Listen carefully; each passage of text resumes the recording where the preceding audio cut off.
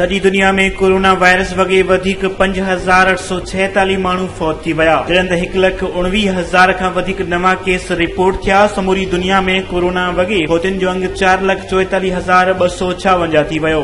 जरवार में DHQ अस्पताल जी team पहुची माण्हुनि जा टेस्ट सैंपल वरिता। होॾां कोरोना टेस्ट टीम जो ॿुधी शहर अंदर कुछ दुकानदारनि टेस्ट करण खां इनकार करे छॾियो। टीम पुलिस जी मदद सां मुख़्तलिफ़ दुकानदारनि ऐं ईंदड़ वेंदड़ माण्हुनि खे रोके 28 माण्हुनि जा कोरोना वायरस टेस्ट जा सैंपल वठी वापसि रवानी थी वई आहे।